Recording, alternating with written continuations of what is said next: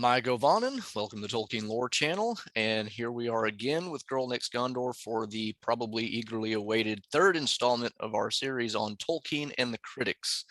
This video is going to be a little bit different than the previous two because we were addressing mainly literary criticisms. I will have links to both of those videos in the description if you want to go check those out. Haven't seen those yet. This one is going to be more on the topic of Tolkien being what we might call a man of his time. That's the phrase a lot of people like to use, and the alleged sexism and or racism in his works. And my position, as will become clear, is that there really isn't a whole lot of sexism or racism in his works, at least on the level of him being either consciously or subconsciously racist or sexist. There is, of course, racism present in his works because dwarves hate elves, elves hate dwarves, things like that happen. But that's really kind of one of the reasons why I think he's not the one that's being racist, because he's explicitly addressing some of those topics. But we'll get to some of that. GirlNextGondor, of course, is here to address some of these with me. We're going to start with sexism, and we're going to start with kind of the lighter side of these arguments and work our way up to the heavier, more substantial types of arguments that you might find out there. And the first topic that we're going to address is what many of you might have heard of, is called the Bechtel Test.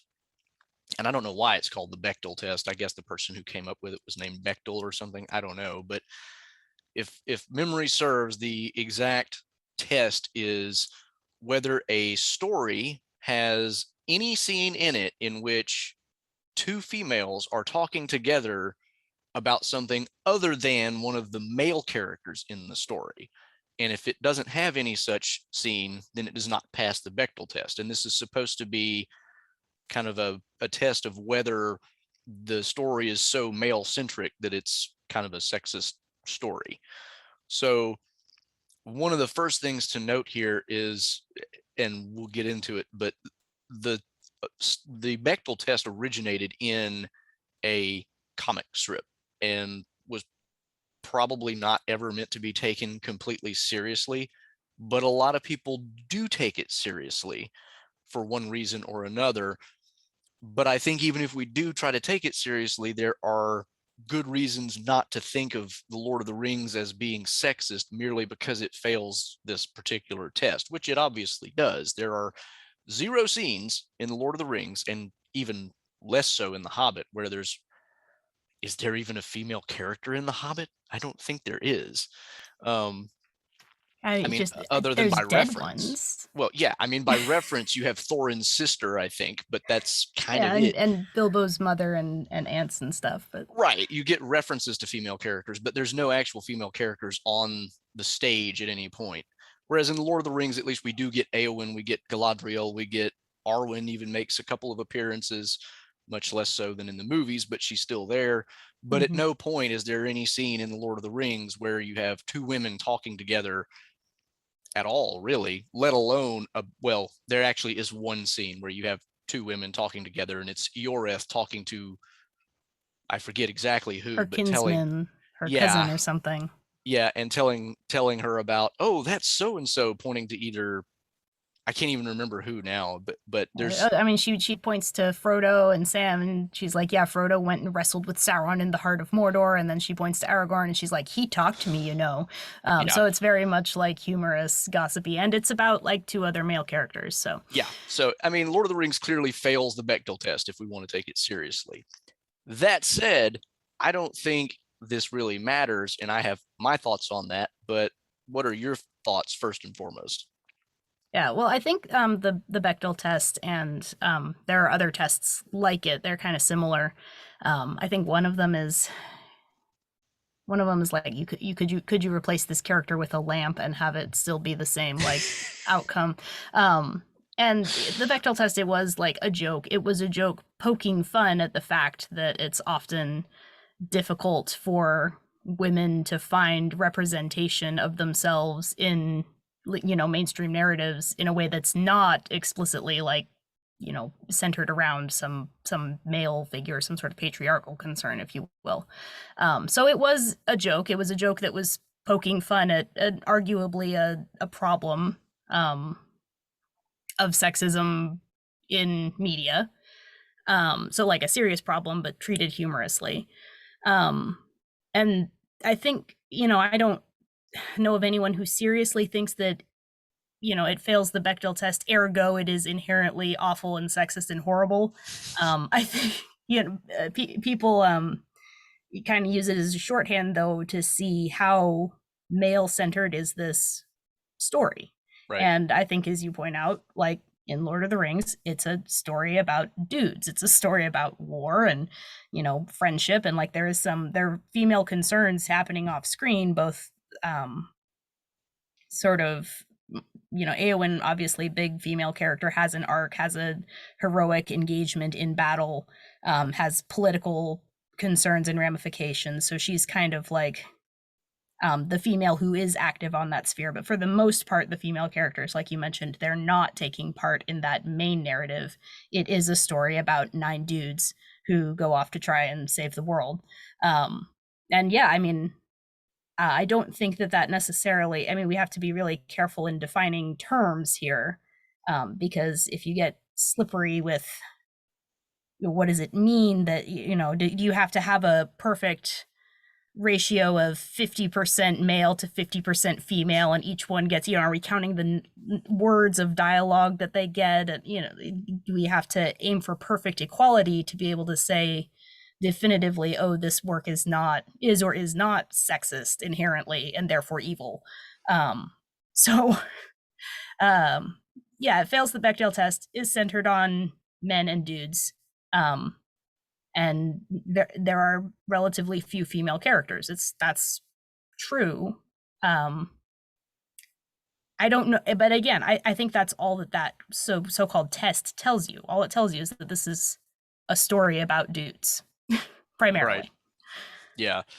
And a couple of thoughts to add to that. One is, it is naturally, as you say, a story about dudes because of multiple reasons. One of them being the setting. It's kind of a medieval setting in a fantasy universe. And this is going to come up again when we start talking about Eowyn, which of course we will, because we have to. Very good.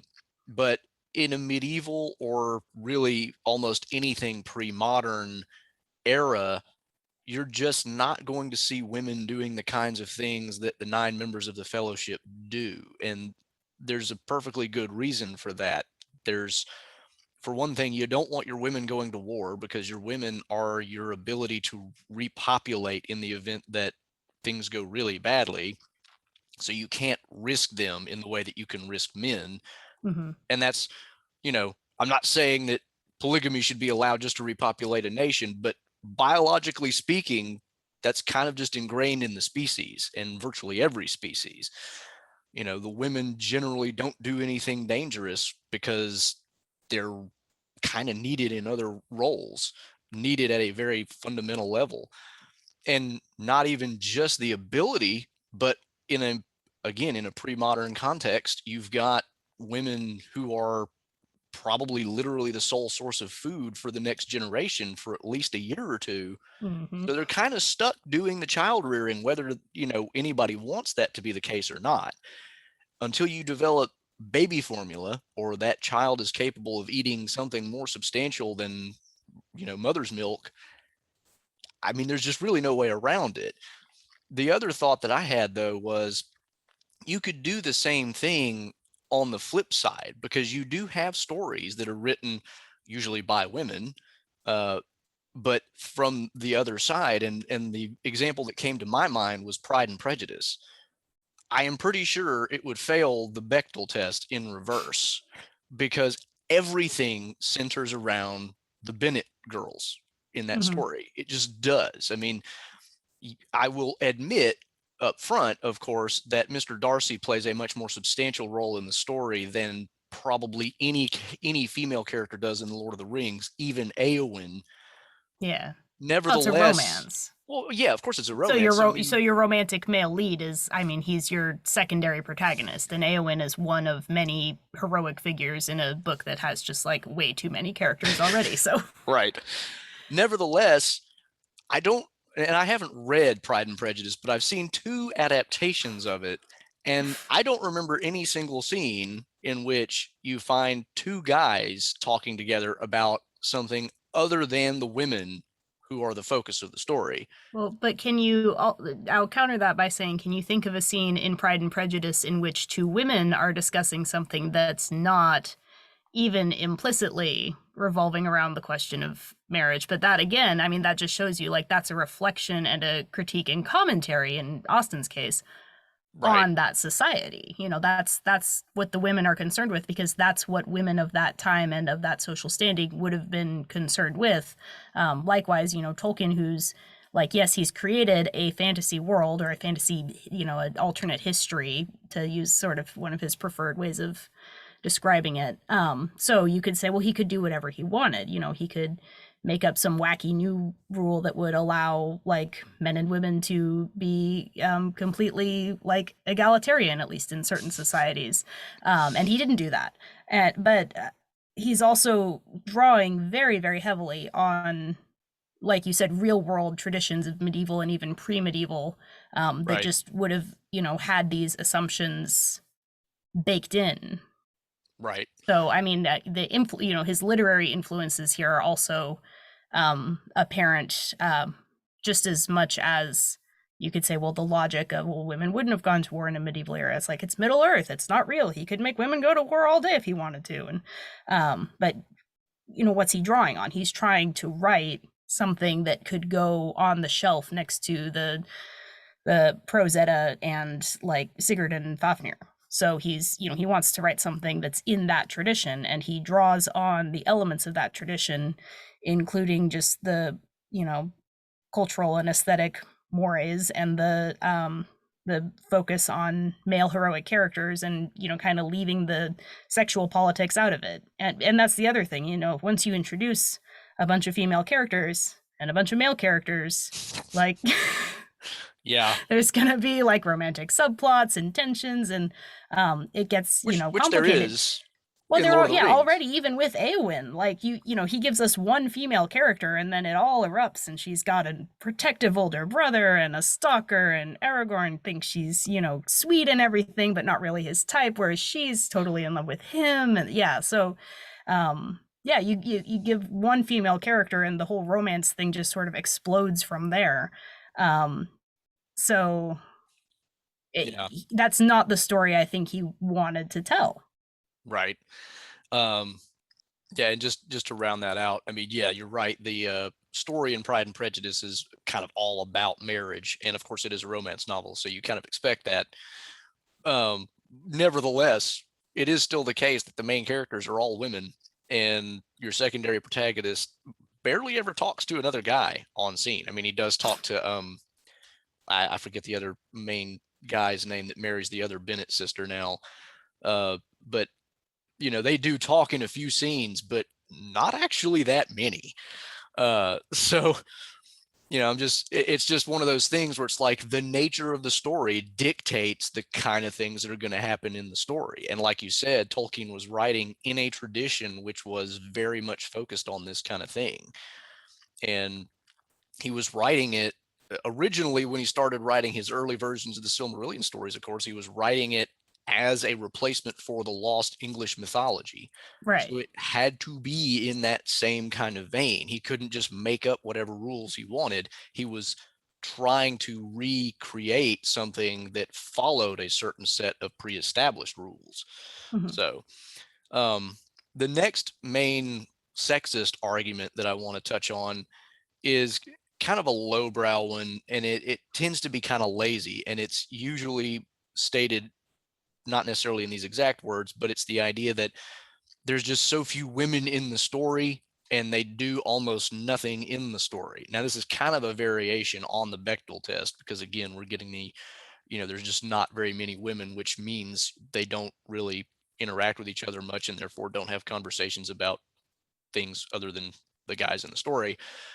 But it's a little bit different because now we're talking about the fact that, you know, we've got, you know, in the entire story, the main female characters that are really relevant to anything about the plot would be Arwen, and mainly because of her relationship with Aragorn, Galadriel, who we know shockingly little about Yeah. from the actual Lord of the Rings, Eowyn, who is largely important because of her relationship to Aragorn and Theoden, and Mhm. then Rosie Cotton, largely because she's Sam's love interest. And then we have Yorith, who is just kind of comic relief, Yes. and therefore not really a major character. Um, and of these, of course, Eowyn is the only one that does a whole lot of anything significant in the story. Now, what she does is pretty darn significant. I mean, she kills the Witch King, Right. which is a big deal. But, out of the scope of this giant story, one female character doing one thing of significance is admittedly a small amount of stuff.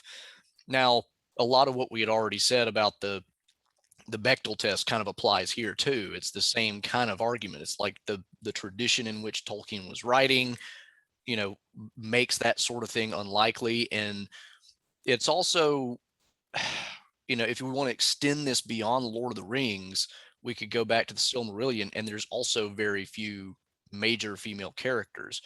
But the one interesting thing that I find when I look at the female characters in both stories is that they tend to be, in some ways, some of the most significant characters in some ways. We don't really know this just from the Lord of the Rings. You kind of get hints of it, but Galadriel turns out to be quite possibly the most significant person left in Middle Earth that's not, a Maya like Gandalf or Sauron, because she is pretty much literally the only elf who has been to Valinor other than a few exiles and a returned Glorfindel. And Mm. most of the exiles, we don't even know who they are. We know they're there, but they don't do anything. No, And they're bailing. yeah, they're all just waiting for the next boat out. Um, and so Galadriel ends up being an extremely potent character. We learn a lot more about that once we get the Silmarillion and Unfinished Tales.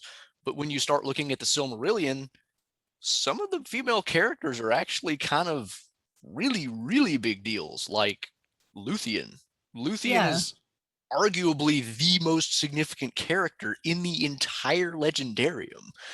And it's not like she's just significant because she's Baron's love interest and therefore sparks this quest. She actually is the one who kind of makes the quest succeed. Baron is Yeah. actually kind of tagging along most of the story. It's a weird reversal of the typical damsel in distress thing. She is a damsel in distress at one point because her daddy locks her up in a tree, and then she breaks out and Right. rescues She's the one Baron. who she rescues herself, then she goes and rescues Baron, and then she is, he tries to he it's kind of funny because Baron tries to send her back home to daddy. Right. And he leaves her with the dog, and she follows him, and she's like, "You don't actually think you can do this by yourself, right?" Like, so, he even tries to kind of like be like, Right. poor Baron is out here like, I can't possibly, like, she's just a poor innocent, little elf maid, and I have to protect her because that's my job. And then, Har har. from like the best of motives, I do think Baron has like this very sweet chivalric streak that just keeps running into the horrible realities of like late first stage Valerian, and then Luthien's there Yeah. like, yeah, we tried to tell you. Well, and it's not even just chivalry. I mean, there's a certain amount of, their relationship is very much a reciprocal one in that she wants to come along to help him and he wants to send her away to keep her out of danger. It's, you don't have to be chivalrous to want the person that you love the most not to be put in literally the most danger that you could ever be in Middle Earth. Yeah, and then his view too is, I'm gonna die either way, probably young and in a horrible way, and Right. you are potentially, you could live in bliss for untold ages, like you're so much, you've got a chance here, girl, and like I'm just a wanted outlaw with a price on my head, and you Yeah.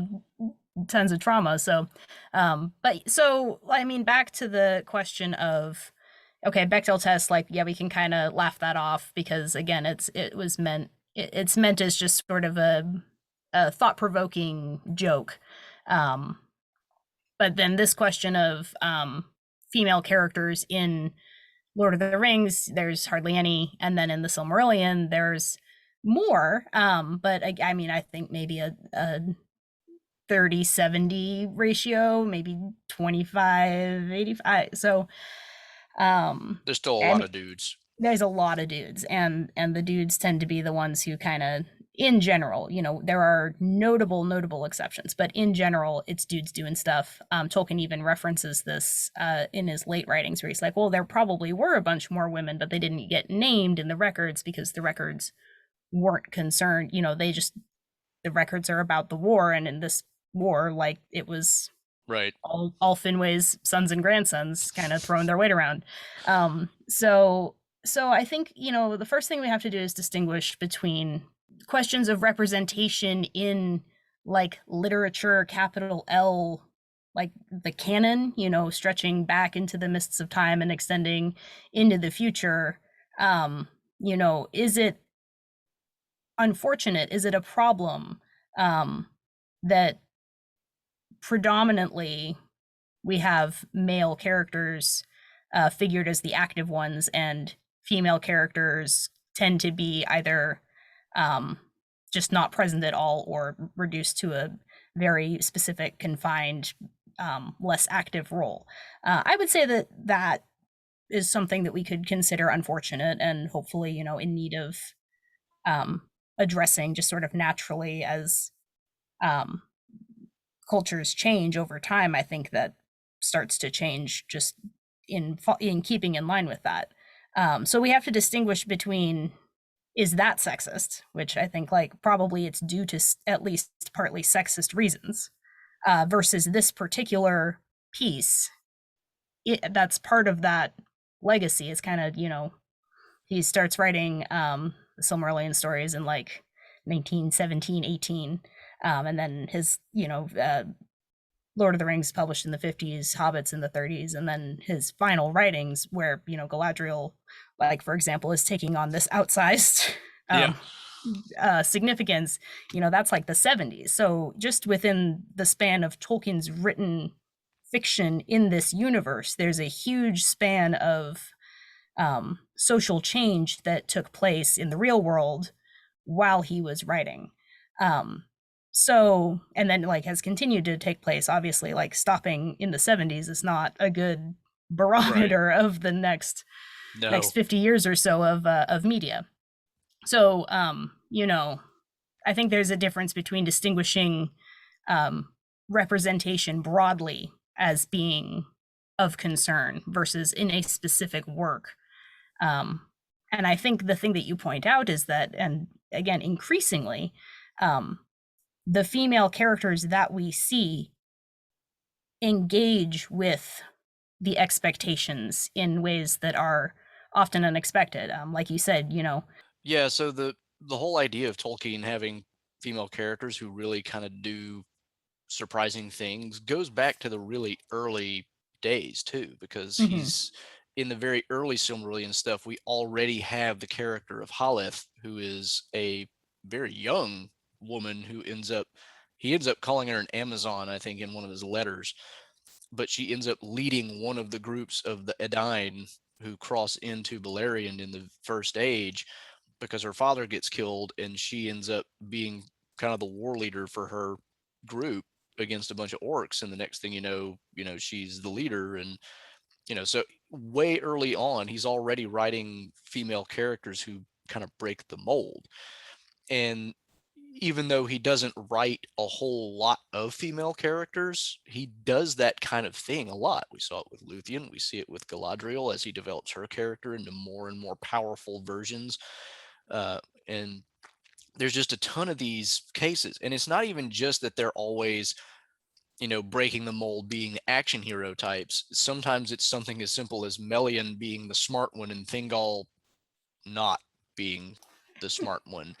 And the same thing goes with Feanor and Nerdanel. I mean, mhm. Nerdanel's the wise, and she seems to have been kind of the only really good influence on Feanor. And Feanor, of course, being the hot-headed jerk that he is, goes off, and I'm like stomping all over Yeah. your Feanorian, Oh, uh, no, no, do it. I fully endorse that Feanor is a hot-headed jerk. yeah, I'm just powerless to resist his other charms. But, like, he's a makes many decisions that, if he were capable of doing something wrong, one might call wrong. yeah, and And I'm a huge Nerdanel fan as well. Like, yeah. Well, and I the other half of that too is the fact that yes, most of his stories focus on men, but as often as not, the men are the screw ups as well as the heroes. You've got Feanor, who's a screw up. You've got Denethor, who's a screw up. Boromir kind of treads the line, screws up, but you know, Mm-hmm. redeems himself. You got lots of guys who really screw up in a lot of ways. So it's not like Tolkien is taking, one side and presenting them as better than the other. They're different because, I mean, again, we're talking about a medieval setting. The roles of the two sexes are just going to be different based on the technology. There's no avoiding it. Mm-hmm. And, so it's to say that it's sexist just because there's a lot fewer women and they don't do a whole lot, actually, I think does a lot of injustice to the fact that Tolkien went out of his way to actually give women more prominent roles than they might otherwise have had in similar types of ancient literature. Yeah, I think again there's, distinction to be made between is Western literary canon indicative of demeaning attitudes towards women as, conceived as a whole? Probably yes. Yeah, a very complicated giant question, but like yes, we can see how negative or even just, simplistic views of women influence and then are in turn influenced by capital L literature. Is Tolkien writing within that tradition? Yes. Is he, so therefore, do some of those tropes that we viewed universally, we might view as um, unfortunate, make it into his works? Also, yes. But does that mean that he is prosecuting, consciously an argument to support the idea of females somehow being inferior to males? I don't think the text backs that up. And I think that, if anything, as you said, he includes a remarkable number of, exceptional women. So that's kind of an issue in itself. The fact that all of his female warriors and war leaders, they make it into the record because they're not, average or typical females of the pseudo historical period that he's writing about. But and increasing again, this is an evolution we can see from very early on. You have like the earliest Tale of Tenuviel stuff. Luthien's a little bit more of a flake. She's kind of cutesy. and then like it's, there's some tension in there where C.S. Lewis is actually criticizing moments in the Lay of Leithien, the big poem, that version of it, which is much more serious as a whole, but there's still these moments where Lewis is like, you're making her sound like some sort of little like missy. And then Tolkien's like, oh, you're right, like that is kind of, flippant, and she's, she wouldn't say that, she's nobler than that. And then the evolution toward the end where he's got, he gives us a character like Eowyn, who has both great physical and in the end great moral, and sort of almost attaining the more spiritual power. She has both of those. And then at the very end, Galadriel becomes kind of this increasingly important figure, from being like something he kind of came up with out of nowhere when writing Lord of the Rings, to, well, now she's Finrod's sister, to, well, now she's actually like even better than Feanor, which is heretical, obviously, but the man was getting on in years and maybe was just forgetting some important truths. That's all humorous, by the way, in case that's not obvious. But yeah, so increasingly in the mythology, we see things that would suggest the view that women are the intellectual and moral equivalents, at least, of men, and are also capable of, if maybe not, prone to political and martial, even maybe not equivalency, but at least competitiveness, let's say. So yeah, long story short, you have to, I think, distinguish between tropes in literature and what that might say implicitly about an author. And maybe, I feel icky speculating on anyone's sort of subconscious beliefs, because it's really, we're not Tolkien. We Yeah. don't know what Mind reading is we, difficult even for elves, let right. alone. Well, and if this were a living author too, you might have be able to ask him, or he might you comment directly on these criticisms. The modern versions of these criticisms, because of course the contemporary ones he did respond to, and we've discussed his responses to them. Right. But yeah, all we have to go on is the writing. And based on my reading of the Legendarium, I do not believe that there's a conscious intent to portray female characters as being inherently less worthy than the male characters. Right. And Which the question could get a lot more complicated than that, but if you boil it down to it, I think yeah. Um, Now, of course, this kind of gets into what I think the most sophisticated version of the feminist, Tolkien is a sexist argument probably is, and that's, well, okay, so he's got Eowyn and she does some cool stuff, but then at the end of the day, he puts her back in her place in the kitchen barefoot, probably pregnant. Uh, and that, as the most sophisticated version, is still, to my mind, not very sophisticated because it betrays a really poor understanding of what Tolkien is actually saying with her whole mm-hmm, character arc. And I've talked about this in a video specifically about this issue before, but it's worth repeating. If you pay attention to what Eowyn becomes at the end of the story, it's the kind of thing that Faramir values. mm-hmm, And if we're going to read into any character a kind of a direct line from here's what Tolkien thinks to this is coming out of this character's mouth, it's certainly Faramir.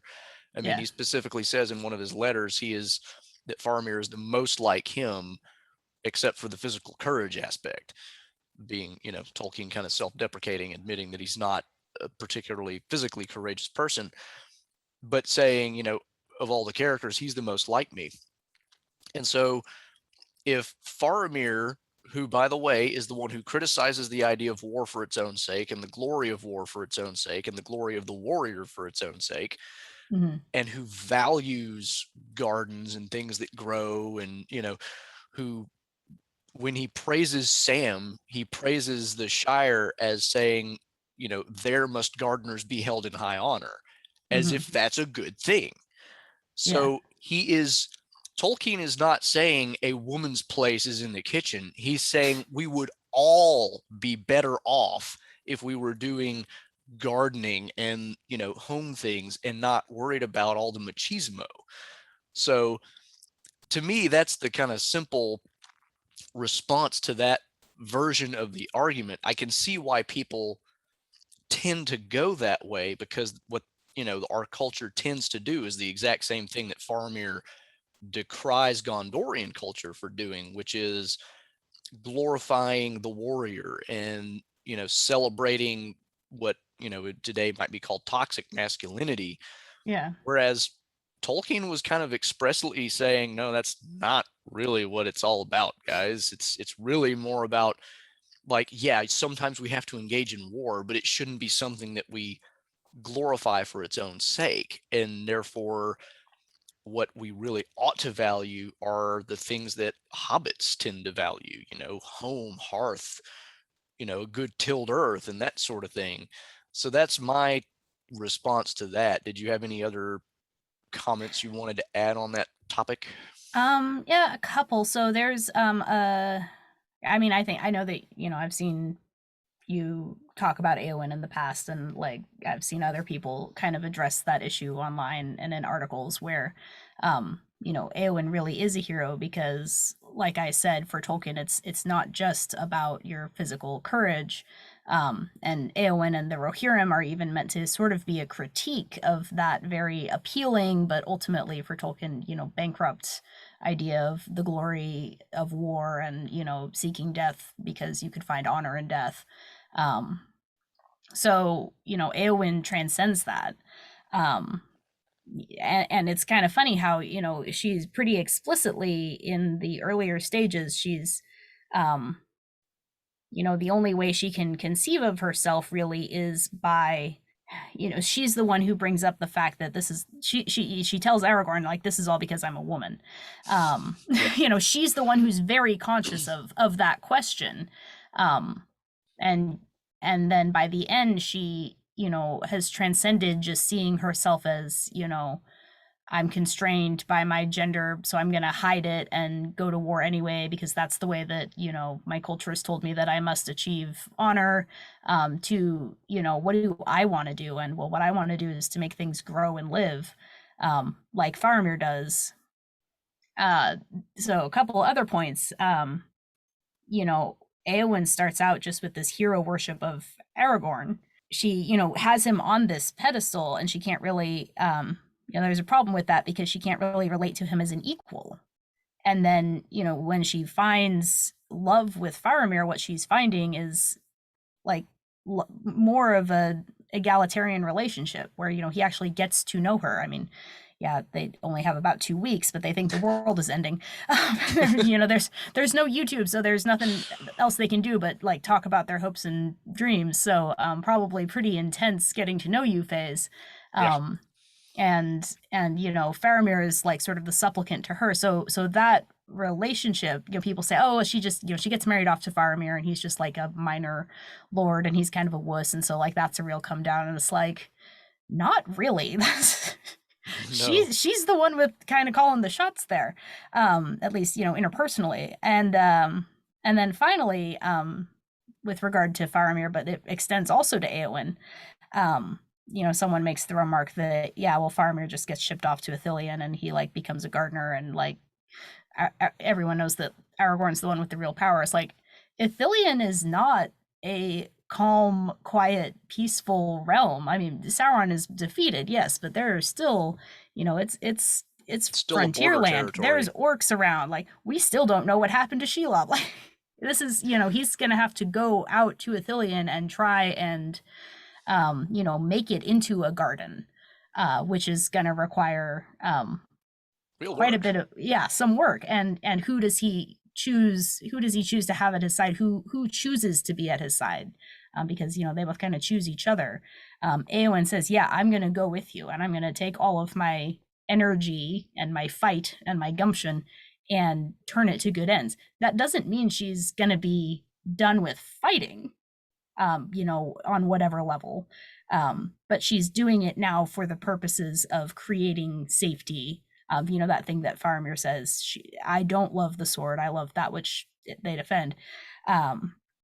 And then Eowyn reaches that same conclusion. That doesn't mean that there's no more need for swords. Right. But it's, it's turned from, I'm going, I worship war, to I will, I am capable of using war to defend something more valuable, and that is, life.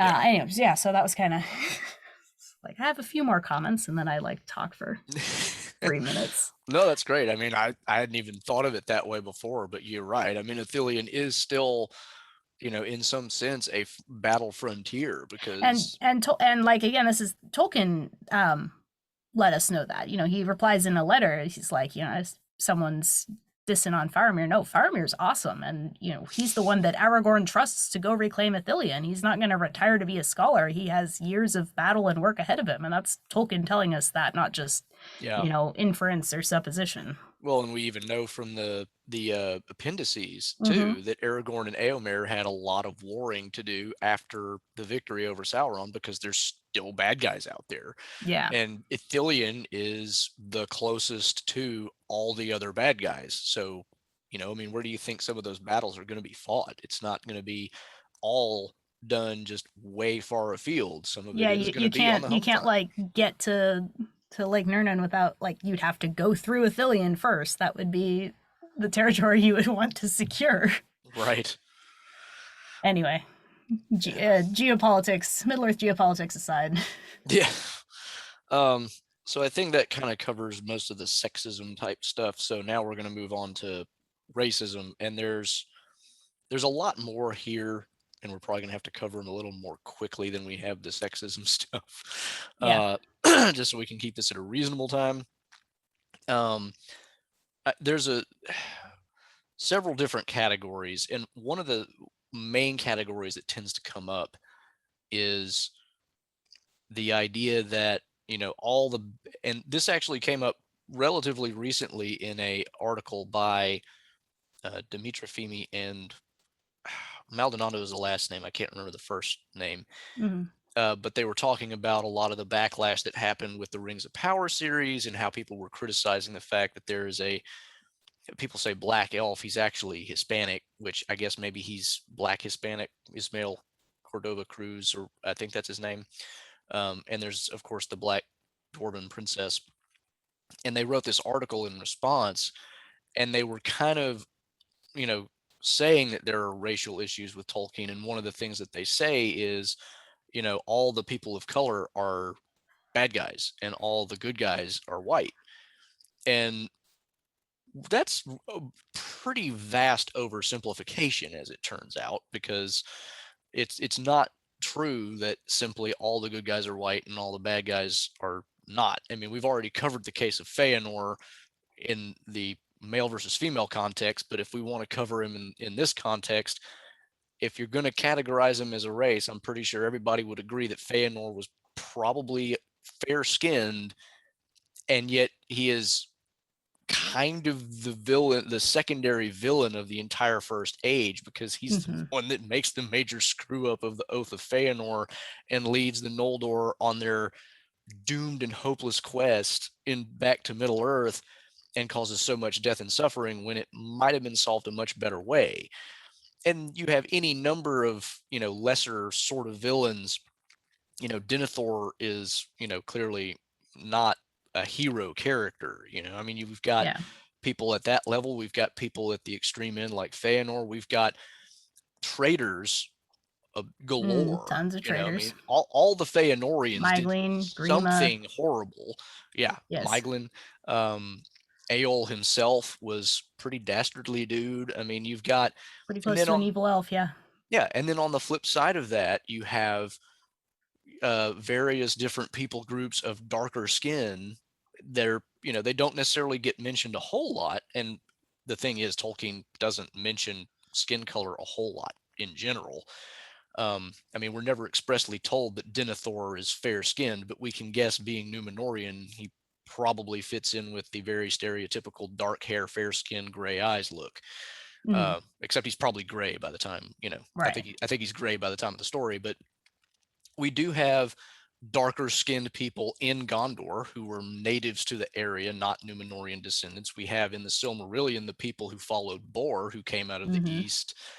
So, I mean, the whole idea that it's, well, all the good guys are white and all the bad guys are black, that's an oversimplification just at that level. Did you want to throw in anything else, though?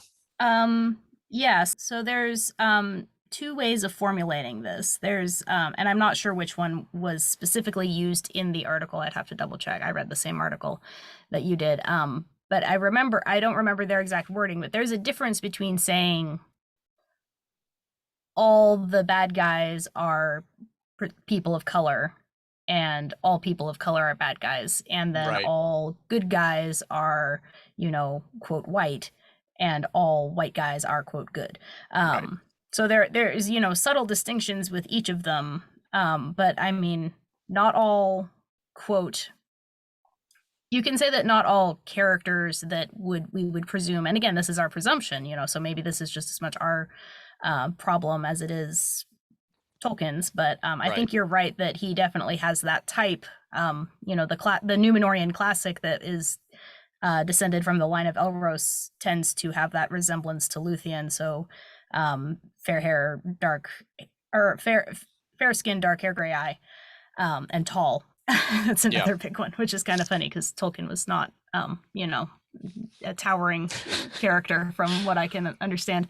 One thing we can say is that he was not engaging in what's the term, when you put yourself into a character who's self-insert, or I forget the term, but like he's not putting somebody in the story who's just like him but awesome. Yes. Well, except insofar as maybe he considers himself tall, metaphorically speaking, or something. He wishes he was tall. Right. Anyway, so yeah, if we need to distinguish between speaking about particular characters um, versus speaking about peoples. And but even in those cases, we have um, many occasions where elves, Numenorians, Gondorians, Rohirrim, all throughout the history, are noted as having um, become corrupt and doing some pretty like nasty things just all on their own. Um, Human sacrifice in Numenor. I Human mean, sacrifice in Numenor. Well, even human sacrifice, and even before that, writing about how the Numenorians start sailing back to Middle Earth and meddling increasingly in the affairs of the people who remained in Middle Earth, and how some of the consequences of that are good, but increasingly as Numenor becomes more obsessed with its own sort of power and smelling, glory. yeah, and wealth. Yeah. It becomes a name of fear. They start, terrorizing basically people, and Tolkien tells us this. He's like the Numenorians started, doing some messed up stuff, and There's even an anti-imperialist message in there. yeah, there's a underlying, and he even starts to, write this little fragmentary story um Tal about Elmar. Tal Almar, yeah, which is not, which is complicated. It's a complicated story in terms of how it's figuring all of these things. And clearly, Tolkien has an affection for Numenor, but he's not going to say that because they're Numenorian, they are infallible. In fact, quite the opposite. He critiques them both socially and then individuals within that just repeatedly. He levels critiques. And then on the other hand, we have there's a distinction to be made as well between enemies of our protagonists and villainous bad guys. Right. So, we have the peoples of the East and Far South who, again, it's subtle, and they're all kind of conceived as they're all under the sway of Sauron and opposing, our intrepid underdog heroes of the remnants of Gondor and Rohan. But then at the end, Sauron is defeated. Sauron is like this overpowering demonic demigod figure. Right. He exits the picture, and Tolkien says, well, now there's a bunch of people who are like, they're good guys. They, were being ruled by Sauron because Sauron is like this evil sorcerer who was able to, rule those realms. Yeah. They're left looking at Gondor and Rohan, and Aragorn's like, I mean, you guys like want to work out a trade deal or something? Like, it's and then the famous line of Faramir, or given to It's Faramir in the movies, but the one it's that Sam Sam and actually yeah. thinks, where he's looking at this dead Mordorian human soldier, and he's like, well, that's not some crazy like monstrous villainous creature. That's just a dude, and like, I wonder what his life was like. It can't have been fun, and he's dead now. It's kind of sucks. And this is Sam, who's Yeah. never been outside the Shire and has some pretty provincial attitudes that Very I which mean, he doesn't even. and we know his dad is extremely provincial, and that can't Yes, not have rubbed off, at all. definitely. But Yeah. yeah, I mean, he's So, sitting there explicitly wondering, was he really evil at heart, or was he kind of forced to do this? And and you can liken that to Tolkien's experience in World War One. World War II is a different case in a lot of ways, because you do have right, the Nazi movement and Hitler and all that. But World War One, most people look back at that and it was just kind of the big blunder of the 20th century. right. And Tolkien likely would have had kind of the same idea, because there are even stories of, like, on Christmas Eve, they would have ceasefires and get together and celebrate Christmas together. These people didn't hate each other as the arch villains of history. They just were enemies in a war. Most of them probably wouldn't have fought if they hadn't been kind of forced into it in some sense. And so he's kind of showing that same thing in Middle Earth. It's like, yeah, they may be on the other side of that battle line. That doesn't mean they're a horrible person. There may be other things going on there. And I think that going back to that article, and the point that it was trying, I think it was many points were raised, and it was kind of a short short piece. So, Yeah. a lot of they maybe just space constraints prevented a fuller development of some of these arguments, which I think you have to approach with a degree of nuance. You can't just say like, it's not like you can just hit problematic or unproblematic and just like check the box and be like, nope, Right. it's totally fine, or oh, nope, it's completely like corrupted. Um, but I think the point there is what's unfortunate is that it misses making the point that within Tolkien's own writings, there are multiple avenues to explore questions of, different cultures, different races, different peoples colliding and interacting in unexpected ways and facing prejudices. And that those have, maybe been overlooked in adaptation so far, and there's room to engage with them in an authentic way. Um, so, I mean, that was kind of, I was, disappointed by the statement that all all enemies in Middle Earth are brown people and all brown people in Middle Earth are enemies, because whether or not you want to say that there's room for maybe some expansion or complexification within the dichotomies that Tolkien sets up in his writings, that's a legitimate argument, and there's really some interesting inquiries into that direction. Um, I think the takeaway that I would have preferred is Tolkien himself left us avenues to make this a complicated issue and bring some nuance to this issue that could easily be expanded on in a way that's um, authentic and respectful to the highest ideals that I think Tolkien was consciously trying to champion. Ones of, like you said, um, not necessarily, overcoming one's prejudices and recognizing common humanity. Uh, so, Yeah. generally good stuff. Yeah. And there were kind of some variations on that theme that I wanted to address, but in the interest of time, I think I'm going to skip over them. There are two other kind of more specific things, and these aren't really in the stories per se, except kind of by inference. But he Mhm. also kind of raises these issues a little bit in his letters. And the two that I'm thinking of here are the connection between dwarves and Jews, which he Mhm. admittedly, said that there are, characteristics in common. And also his description of orcs being, and I think this might have been in his letter to, um, what was the guy that he was trying to get to publish the Silmarillion, Waldman, There's or well, there's a description that I found, the guy who was trying to make a film out of it, and he maybe. had put feathers on his orcs.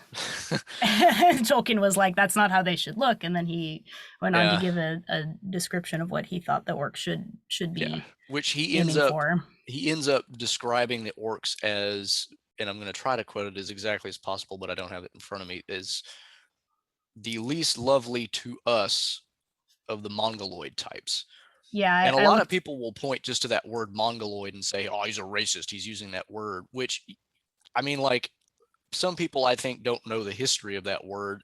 At one time, that was just a common word that just meant simply anybody of, it kind of meant that area of the Asian continent. That's, anybody Mhm. there is mongoloid, in the same way that people would be called caucasoid, in Europe. So the word by itself is not, I think, really an issue. People try to turn the modern sense of that word back into history, and that doesn't really work. But the more significant issue here is the comparison, like, oh, well, orcs are just really ugly Mongols, and then dwarves are like Jews, and they're a bunch of greedy, whatevers. Right. And people will take that and kind of again, I think this is an oversimplification. And I think it's an oversimplification for a couple of reasons.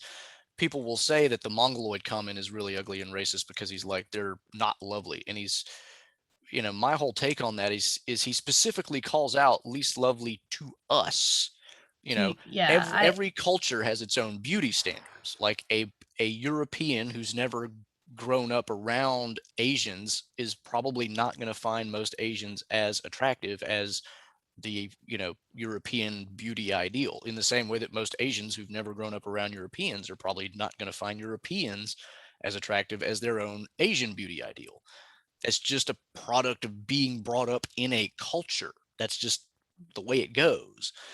And a lot of people take the dwarven comment, I think, in ways that Tolkien didn't even write it, let alone intended, because the specific things he calls out are the fact that they are, they're secretive. They have their own language that they speak among themselves, which Jews in Europe did that. They have their own Hebrew language that they speak among themselves, but don't really speak anywhere else. And a lot of that is the product of actual past racism against Jews. The Yeah. medieval period, there was a lot of that.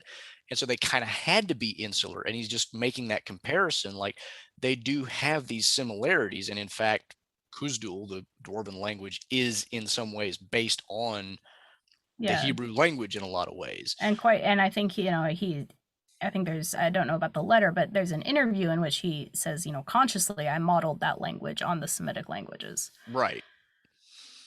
So, I mean, that was kind of my just quick Yeah. thoughts on those So, topics, but yeah, I think the thing here is, as you said, you can't treat either of those issues without nuance. You can't pretend that Tolkien didn't like live in a society and grow up in a culture. Like, we all live in a society. Yeah, I think it's important and valuable to interrogate and question that. And I was doing research for this discussion, and there are some really well argued, sensitive, nuanced looks at, for example, how the dwarves function as potentially an analog for the Jews in Middle Earth, and the evolution of that. I was reading an article where the author was comparing the differences between the Hobbit and the dwarves, how they're figured there. Oh, seriously, to the yeah. Lord of the Rings, where it's almost a 180, and then in the appendices too.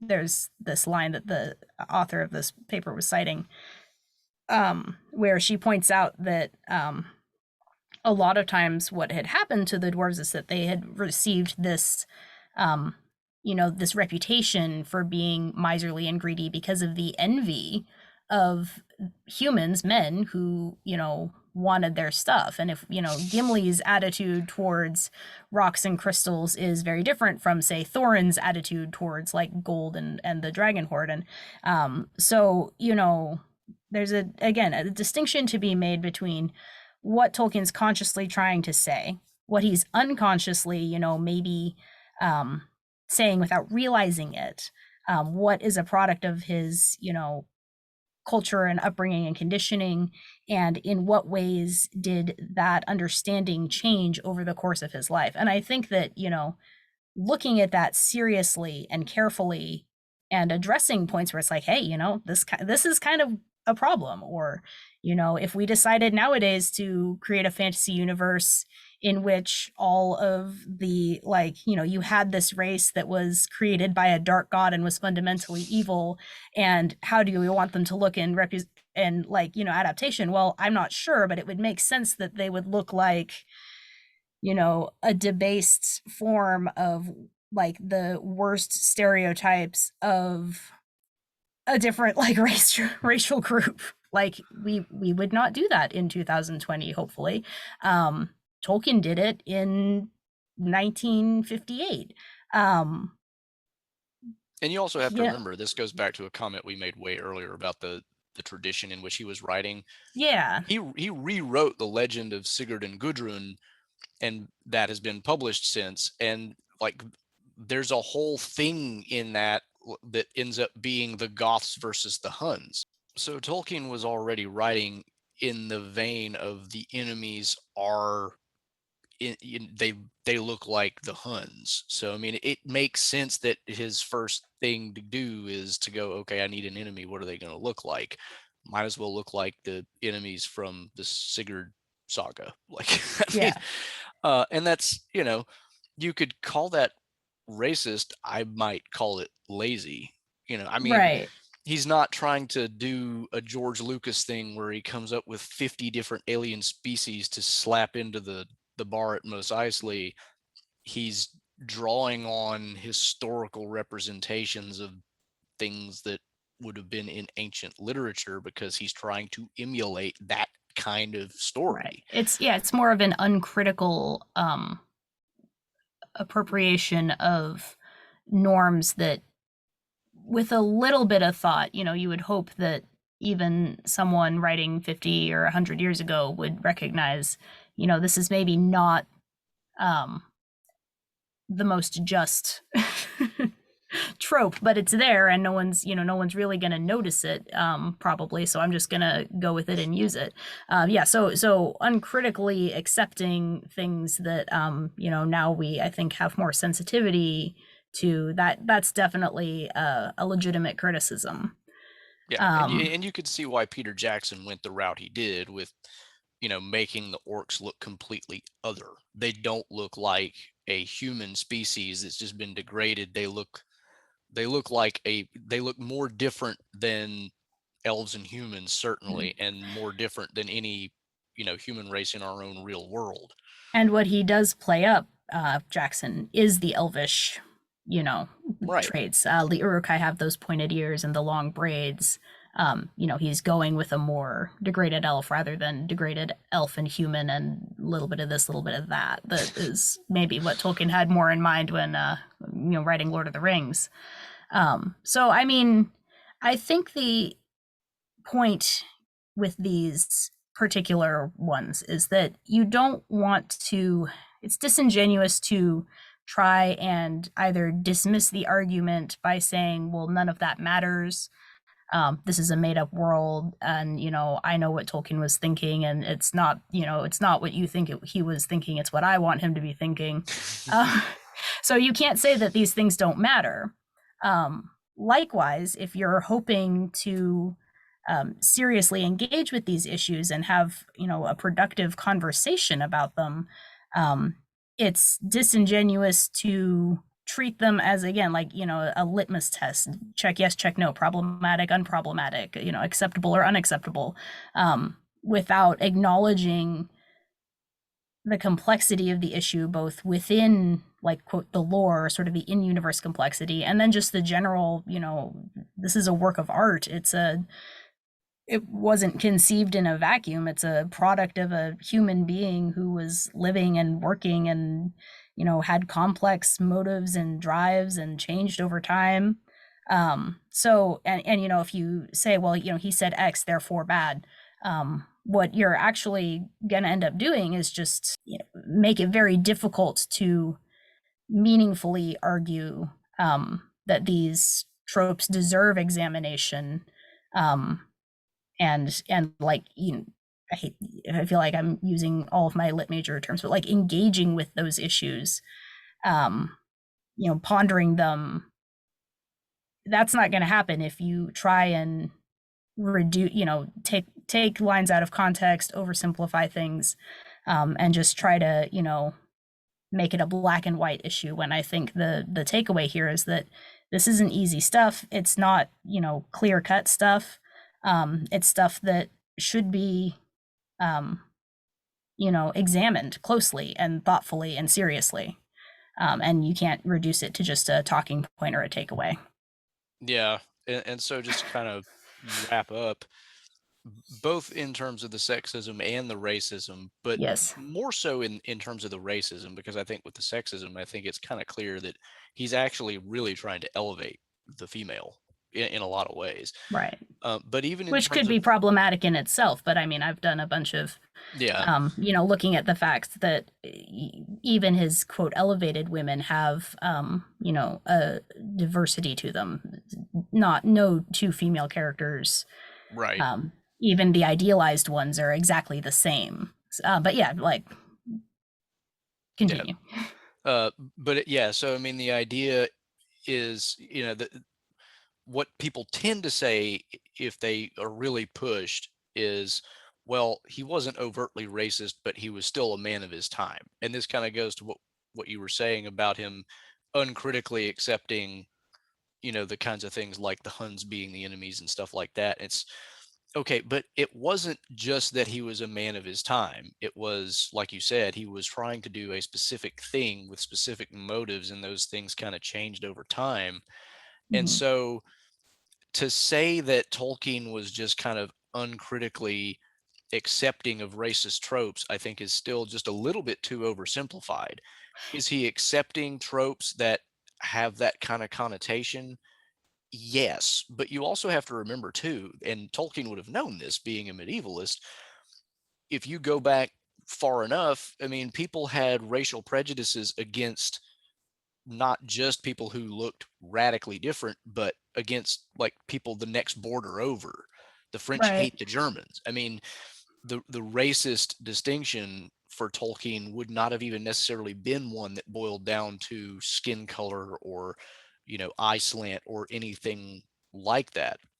So when he's using these kinds of tropes, I don't even know that we could necessarily plausibly infer that he's thinking in terms of the racial dynamic, because the racial dynamic would have been equally as applicable between, say, Romans and Germans. I mean, they still think of each other as radically different, even if they don't look as different as the Germans would have looked from the Huns. So it's you really do have to add layers and layers and layers of nuance into this before you can really get to the bottom of it, because it's just way more complex than most people are willing to give it credit for and to really look into, because Tolkien was working from a base of knowledge that was vaster than most of us will ever have, let Mhm. alone on that particular topic.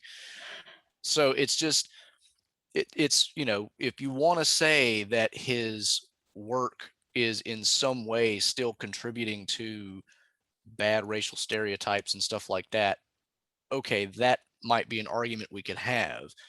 But I think the minute you start saying that he was just uncritically accepting of racist tropes, that's a little harder because, like, Well, and I think, when I said that, I was specifically talking about that particular comment of what do you want the orcs to look like? Well, they should look like some version of X, yeah, where X is like a group of like real, actual human people with like hopes and dreams.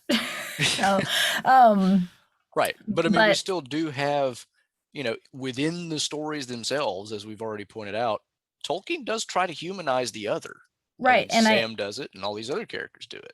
I think that's the other thing. You said most people will draw a distinction between Tolkien was overtly racist versus, well, he was just a man of his time versus he was uncritically accepting of, his received cultural standards.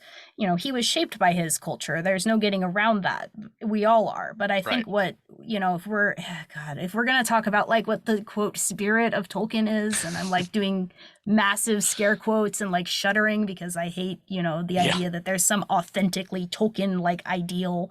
But I think it's useful to look at the ways an artist is engaging with his culture, Right. and becoming more aware of his culture. And again, the progression in how these things are dealt with, like, is really interesting to trace throughout the 50 or 60 years that he was composing. And I think that based on my reading, what we see is an attempt to, like you said, engage with humanizing the other, and an attempt to, elevate ideals of common humanity over things like, petty prejudices and differences, and a willingness to engage with the idea that it's like the new shadow tells us this: all humans are fallen, even the mighty proud Numenorians, descendant of Luthien and Melian themselves, um, get up to some real shady business. And and you can admire, aspects of Numenorian culture, and at the same time point out like the flaws within it. And I think that's, um you know Well, and Tolkien him from yeah, you from go. Tol- from Tolkien's kind of Christian point of view, one of the things that Jesus says in the Gospels is to whom much has been given, of him much will be required. It's the fact that Numenor had all these advantages, which makes their fall that much worse. Right, they have no excuse. Right. They're, taught by the Valar themselves. And they still managed to mess it up just through, not through being disadvantaged or, oh, well, cultural assumptions or whatever. No, they start out with the best, chance of getting it right. And it's through their weakness and their pride and their greed and their self-aggrandizement that they do fall. So yeah, common humanity and the common fallenness of humanity, and by humanity I do also I extend it to hobbits, dwarves, elves, etc. Right. Yeah, I think that is the direction in which he was trying to engage with what the cultural and artistic legacy that he had inherited. Did he do it perfectly?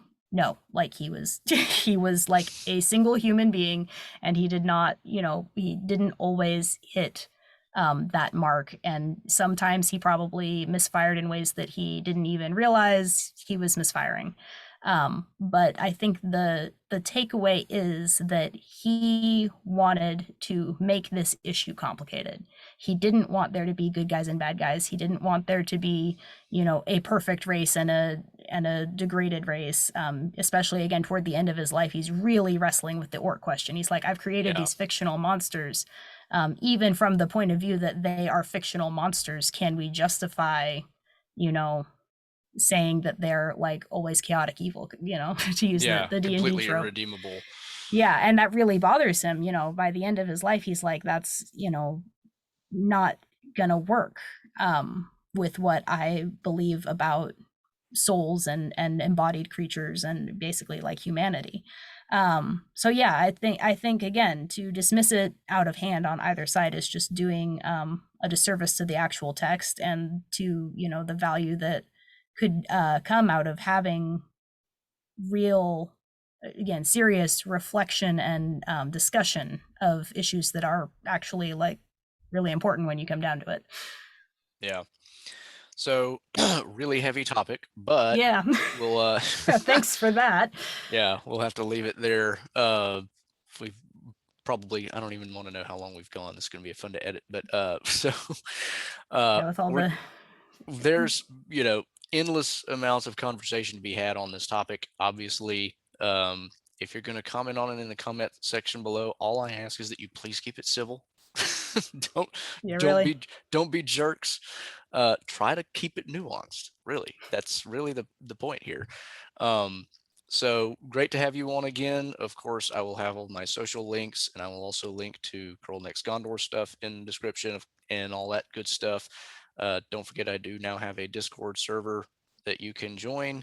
And we'll have to come up with another topic to talk about sometime in the future. I don't know that we've got another really good Tolkien and the critics angle to go at.